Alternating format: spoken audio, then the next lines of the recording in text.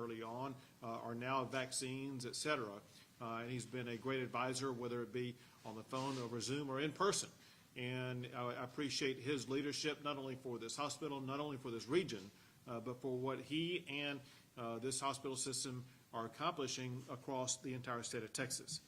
But more important than all of those people, I want to say a very big thank you to all of the doctors and nurses and to all of the staff who work at Houston Methodist for what they've been able to accomplish as a team. Before you all came in here, we did have a very productive conversation about things like the COVID response and about things like the way the vaccination program is working.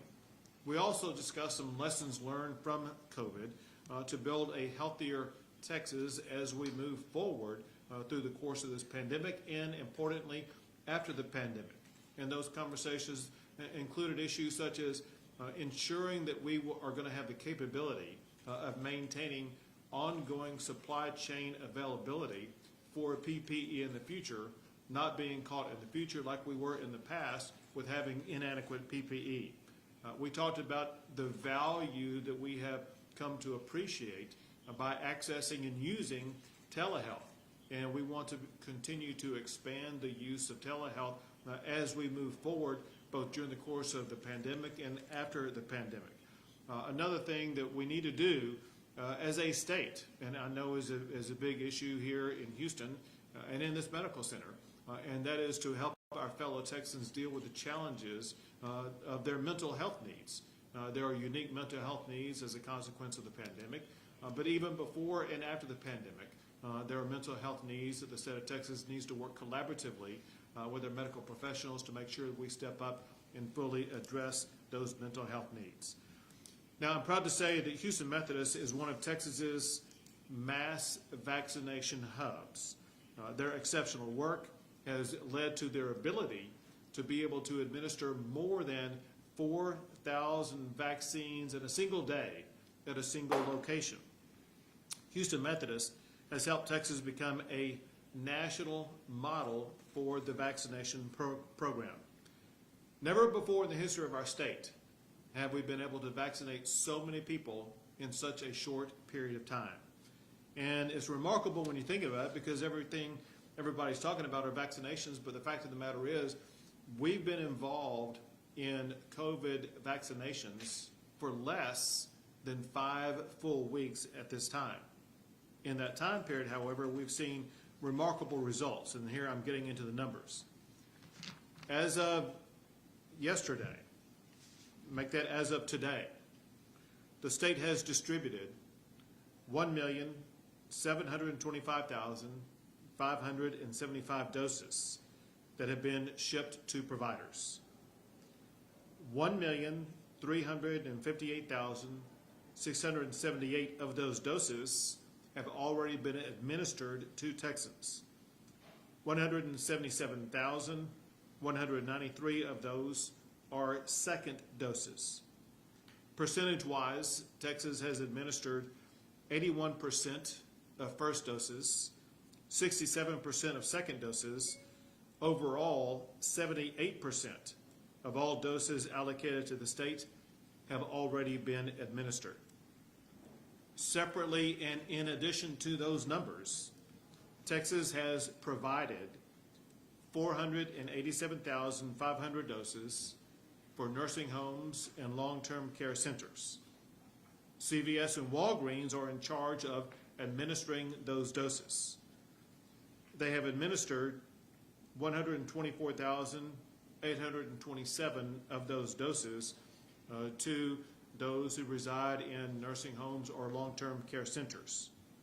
We as a state continue to insist that Walgreens and CVS pick up their pace, because while Texas is now administering 78% of vaccines, Walgreens and CVS are only at 26% of their vaccine administrations.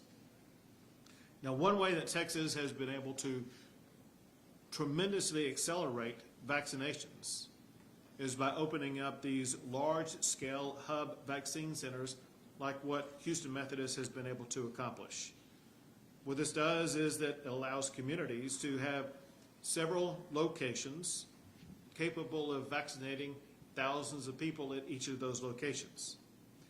Last week in Texas, we had 28 large-scale hub vaccine centers like what they have at Houston Methodist. We increased that number dramatically since last week. This week, we now have 78 large-scale hub vaccination centers. Altogether, there will be, this week, 260 providers in 122 counties getting allocations this week. Plus, there will be providers in other counties still vaccinating with shipments that they had previously received. Residents of all 254 counties in Texas have been vaccinated. Importantly, localized here, Harris County has administered far more vaccines than any other county in Texas. The number I have, I think this is as of yesterday, Harris County had administered 259,848 vaccines. To give you a comparison, Harris County has administered almost double the amount of vaccines by the second closest county, which would be Dallas County. The number one vaccine administrator provider in Texas is Houston Methodist, which is a key reason why we wanted to be here today to say thank you for your leadership in being the example for how swiftly this can be done and being a model for other providers across the entire state of Texas. As Dr. Boone knows, as everyone knows, because of our scaled up capabilities of quickly providing these vaccinations, there's only one limitation that we have at this moment in time, and that is an inadequate supply of vaccinations. And that supply of vaccinations comes only from the federal government. Now, we do get new supplies each and every week. I want to give you the numbers for this week. This week, we are slated to receive our largest supply of vaccines to date. We are receiving this week 333,650 first doses, 509,400 second doses, for a total of more than 843,000 doses this week. And that does not count the number of doses that will be administered in those long-term care facilities. We do expect to see ongoing increases in the number of doses that will be available to us, but again, that depends upon the federal government. Very importantly along those lines, on Sunday, Dr. Fauci said that we should be weeks, not months away from getting additional vaccines. He talked about the oncoming probability of soon receiving vaccines from two new providers. One is Johnson & Johnson, and the other is AstraZeneca. Receiving those additional vaccines would massively increase the supplies that we have in Houston and across the entire state of Texas, and being able to vaccinate far more people far more rapidly. Now, another thing that we talked about is that in addition to vaccines, Houston Methodist is also using antibody therapeutic drugs to reduce hospitalizations. In fact, here again, Houston Methodist is the statewide leader in the amount of antibody therapeutic drugs that are being administered. And so we have private, what I call private providers like Houston Methodist, as well as other hospitals and other healthcare centers across the state. But in addition to that, the state of Texas is operating 12 antibody therapeutic drug administration centers across the state. These drugs are very important to help Texans who contract COVID stay out of hospitals. We've heard information here today about the effective results seen from the administration of these antibody therapeutics about achieving that goal of keeping people out of hospitals. Bottom line is that with these strategies, as well as with the outstanding work from the frontline healthcare workers that we see at places like Houston Methodist, Texas will remain a national leader in COVID response, and together we will work to achieve a healthier Texas. With that, I will pass it first to the Chief of the Texas Division of Emergency Management, Chief Nim Kidd. Thank you, Governor. And Dr. Boone, I really want to thank you and your team, the men and women of Houston Methodist. Your confident, competent leadership, your ability to be flexible in times of uncertainty are the hallmark of all this success. I've always seen you and your organization put the patient first, trying to do the right thing, and I'm very grateful for that. This is why you're leading the state. We're very much appreciative for all of your efforts and work. I don't think there's been a 24-hour period that's gone by that you and I haven't been in contact with each other some way. So sure. I know you're a tireless advocate for taking care of Texans. Thank you for that. You know, in all of our businesses, all of ours, the quest for efficiency has been the killer of preparedness. It's what keeps you driving around with a quarter tank of gas in your gas tank at hurricane season. It's what keeps very few supplies on our shelves whenever we're making a run on the market. And it's what's caused all of us to have PPE shortages. So our agency will continue to source and secure PPE for all first responders and healthcare workers. We'll continue to work on testing materials and supplies. Testing is still a very important strategy in this fight against COVID-19. Even though we have the antibodies that are out there, which have been life-saving, and the vaccines, we still need to continue our testing protocols. We'll continue to support our staffing. And, you know, we're not out of the shit, Governor. We're in a great place, and we're moving forward. But we have to keep doing the things that we have been doing until we can turn the corner on this. So thank you all for your efforts. Very good. Now, Dr. Hellerstedt, the Commissioner for the Department of State Health Services.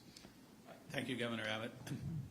And thank you, Dr. Boone, for having us here and getting to meet your team. We had an incredible discussion prior to this news conference. I heard some amazing things. I heard about how an organization that's well-led and extremely well-organized, but has the compassion and has the spirit and the intention to help its community on a large-scale basis.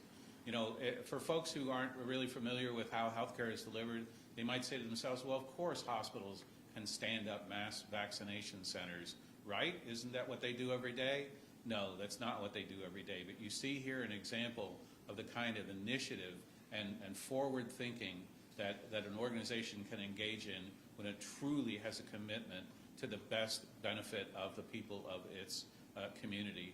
And they're not alone. There are other, they work with other hospitals. There are other parts of the state where similar types of collaborations have taken place. That's why we're doing so well. It really is the Texas spirit. It's the spirit of getting together locally and solving problems and getting this solution out to folks. We are very excited about vaccine. We're very excited about the prospect that there'll be more vaccine. As some people have said, it's the first time we really can go on offense, if you will, against COVID-19 so that we can ultimately have a victory. But don't forget, in a battle like this, just because you've gone on the offensive doesn't mean you can ignore defense. You still have to defend yourselves, and that's why everyone in this room who's not speaking is wearing a mask. We need to continue to engage in those infection prevention and control behaviors until we have really finally driven COVID-19 into something in history, and we can get on with the way of life that we prefer. Thank you. Doctor. Thank you. Well, good afternoon, everybody. I'm Dr. Mark Boone, the President and Chief Executive Officer of Houston Methodist. And Governor Abbott, it's been such a pleasure this morning and now into this afternoon hosting you and your team here with our team of frontline workers here who have made such a difference in this pandemic. Dr. Hellerstedt, Nim Kidd, Dr. Zerwas, so deeply appreciate each of you being here as well.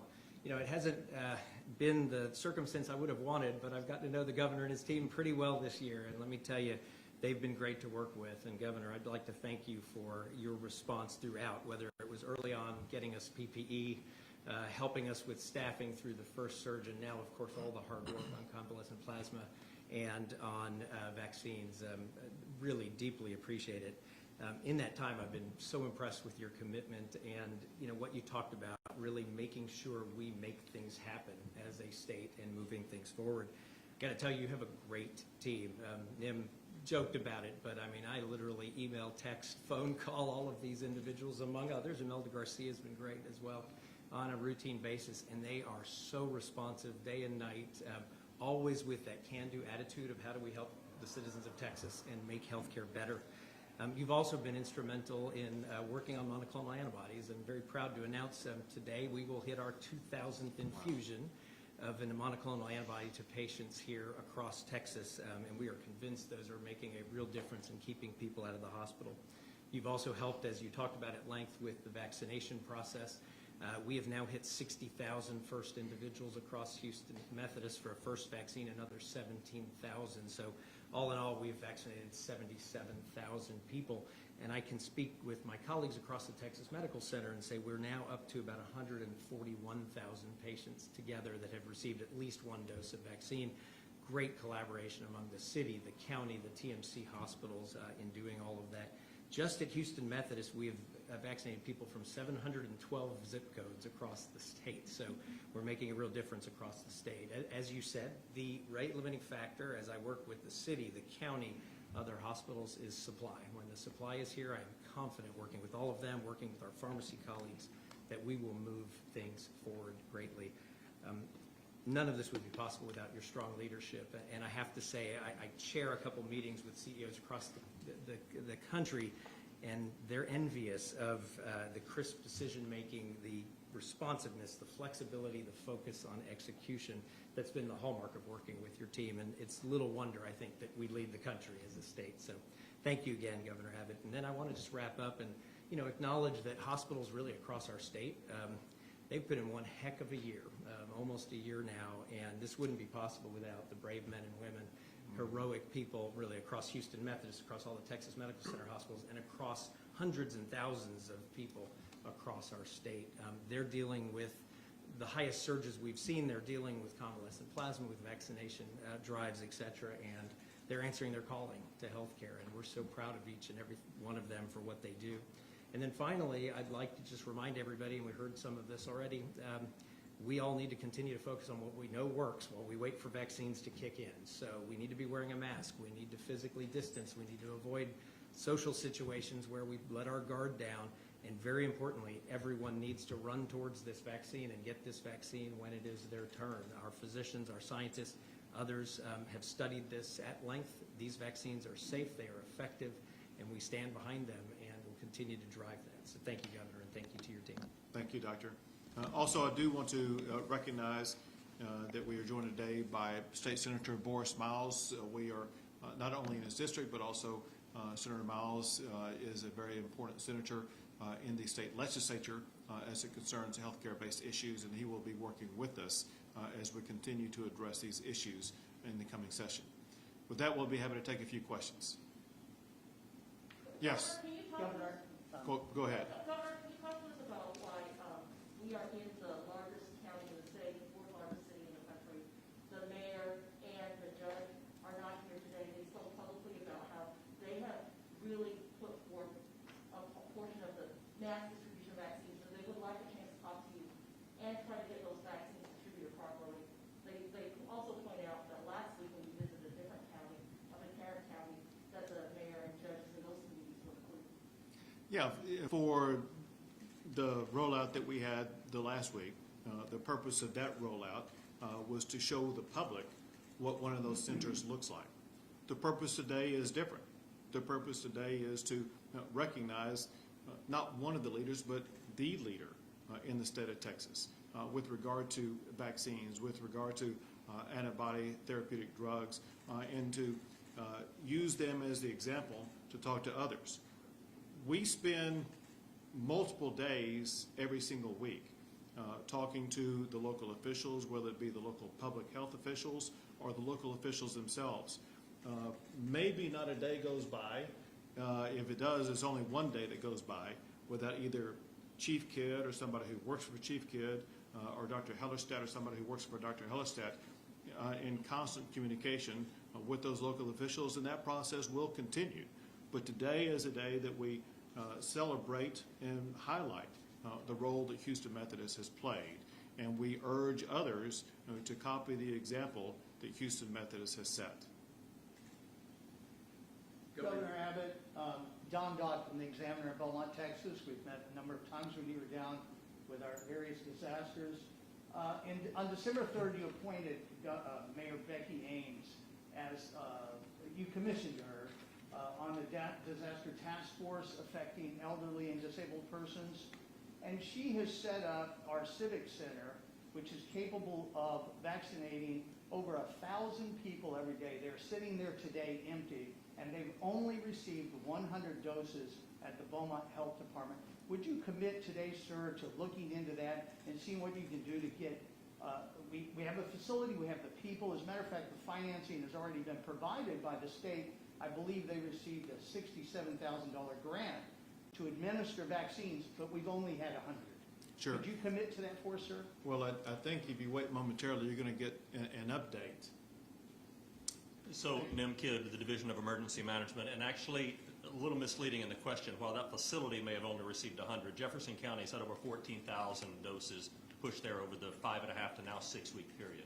We will continue to work with the hub providers, and Mayor Ames is a great supporter and great leader in this focus. We will commit to continuing to push the appropriate per capita amounts of vaccine across the state that we received. And as you've heard the governor say, those don't come to the state. I think that's a little bit of a misconception. They're not shipped to Texas and then we redistribute them out. Those go straight from the manufacturer to those facilities that, one, have the capability to receive and accept the vaccine, and then two, the ability to administer it like we've been talking about. So once that center is up and running, we hope that those other agencies in the area will work together, because we see mass vaccination centers as the most efficient way to deliver. We'll continue to work with Mayor Ames and her team in order to use the most resources that they have. 2 more questions. Governor, Phil Archer, Channel 2. Are there any plans to make distribution more equitable? Regardless of Houston Methodist success with distributing the vaccine, we're getting calls every day from people who are eligible but can't find it. And we're also noticing that a number of large hospital chains that have been given supplies of the vaccine are limiting, I can't say the word, limiting it to people or patients already in their system. Should they be allowed to do that? Shouldn't that be changed? So I'm going to answer your question, but while you were asking it, I was getting a big head nod no by Dr. Boom. Let me have him answer first. And when you provide your answer, I'm not sure what you were going to say, but if you would share with them what you were telling us earlier. Certainly. About the equitable distribution that you have achieved. Certainly. And then I'll come back and add more. But Dr. Boom has some specific details that respond to your question. Yeah, those equity issues are critically important to us. I mean, as a hospital system, we face social determinants of health and the barriers they provide to good health care every single day. So we've been very intentional about how we cover the population very equitably. So let me walk through how things have happened over the last month. First, we were given the authority to vaccinate 1A individuals. So that was all of our individuals internally working with our physician offices, their staff, and very quickly vaccinated probably 12, 13,000 plus 1A individuals outside of Houston Methodist. So those are fire departments, ambulance, home health agencies, physician office staff, et cetera, throughout our community. Between Christmas and New Year's, we got the green light, which was something we were very pleased from the state to start vaccinating some patients in 1B. The quick, expedient way to do that was to start inviting some 75-year-old plus in our databases. And keep in mind, our databases have the sickest people in them, so we were able to prioritize the people who will benefit most from vaccine. Subsequent to that, we have rolled that out so it's both our patient base and a sign-up process for the community. The challenges we've been talking about is there's not enough vaccines. So give you an example, we opened up a link. In about 8 hours, we had 20,000 requests to be vaccinated, in addition to other databases and other sources we have. And that obviously is way more supply than we're getting right now. What we did very intentionally is we are looking zip code by zip code. We work with the UT School of Public Health. We've identified zip codes that are more socially vulnerable with lower socioeconomic status, high levels that are below the federal poverty line, zip codes that are high affected by COVID, and look at some of those areas and essentially almost double invite into those areas to try to drive vaccine uptake in those hard-hit areas as quickly as we possibly can. We've also worked with federally qualified health centers, Vecino, El Centro de Corazon, Legacy, Hope Clinic, and many others in the future. I know our colleagues across the Texas Medical Center are doing the same. The fundamental issue right now, as we've all talked about, is there's not yet enough vaccine to get to every 75-year-old or every 65-year-old, so we're working very hard to do that as equitably as we possibly can. As I mentioned a little earlier, we've covered 712 zip codes that have had a person receiving vaccine, so this is a very wide and far distribution that we're doing. No, And go ahead. I'm sorry. I was just going to add, in your question, you mentioned hospitals. The fact of the matter is, in many, maybe most locations across the state of Texas, it's the local public health authority that's leading these max vaccination sites, making sure that it is done in as equitable fashion as possible, but working to achieve the goal that was set out by General Perna when he, a week before we received the vaccines, set out the standard that we were expected to achieve. And that is one thing, and that is to save lives. And that's exactly why we identified the population base that we have identified to be the first to receive the vaccines, because if you just look at the math of it, the people who are most likely to lose their lives because of COVID are either those who are age 65 and older, or those under the age of 65 who have other chronic healthcare conditions that would make them susceptible to losing their life because of COVID. And I can tell you for a fact that in region after region across the entire state of Texas, whether they are local public health authorities or hospitals or other healthcare providers, they are keenly focused on achieving that common goal, and that is to do as much as possible to save lives. If I may redirect to the doctor. Dr. Boone, Doctor. Dr. Boone, Houston Methodist has a footprint internationally, and your database also has patients who have visited your facility from other countries. What measures are in place, or are there any measures, to prevent anyone who is in your database who is from another country to not receive a vaccination, or have you invited people from other countries, neighboring nations, and have they received the vaccine? To my knowledge, we've not done that. We've been focusing on inviting people that are in our database. We're able to look at age. We're also able to then look at obviously many other risk factors, and so we can identify the people who will most benefit in terms of turning down the terrible death rate, turning down the terrible outcomes of this, and then again, we are doing that broadly across our community. So we have vaccinated, as I said, across the state of Texas, but it's really been focused on people who are coming to us from across the state of Texas. Of course, oftentimes I think I see a zip code. For example, in Austin, most likely that's somebody who's living with family here that's getting care here in our community. I'm very confident that we've got a very fair process and an equitable process, and we'll keep driving forward as fast as we possibly can, but we need to continue to get more vaccine. Is there any preventative measure, Governor, for anybody from outside the state of Texas who might be within a hospital database as a past patient to be invited and get the vaccine? It's clear that the vaccines that the state of Texas has are the providers in the state of Texas. Those vaccines are intended for Texans, and the expectation is to accomplish that goal. That's it. Thanks, guys. I would like to follow up. Any more questions? Thank you. We're done with the Q&A. Excuse me, may I speak? Sorry. We're done with questions. May I speak, please? Can I ask a question? Can you address that briefly? You said the security? Yeah. Just real quick, listen, the Texas Department, and I'm speaking on behalf of Tech, you're talking about Texas-based question or U.S.? Yes, Yeah. So Texas, capital. right, and so the Texas Department of Public Safety is very professional, and they deal with challenges like this all the time. And all the time they work in collaboration, both with federal officials such as the FBI, as well as local law enforcement, and they share information, and they are absolutely on top of any potential threat. They do a great job, and I feel confident that we will make it through the inauguration day without incident in Austin, Texas, or elsewhere around the state of Texas. Thank you all. Thank you, guys. Thank you. With respect, Thank you. I'd like to follow up my previous question. I can help you with that. Well, I need to talk to the doctor, I'm afraid. Okay. Well, I'm sure the doctor would be happy to talk to you when we're done. When will that be? Here, let me get connected with someone over here. Why don't we, can I ask this question?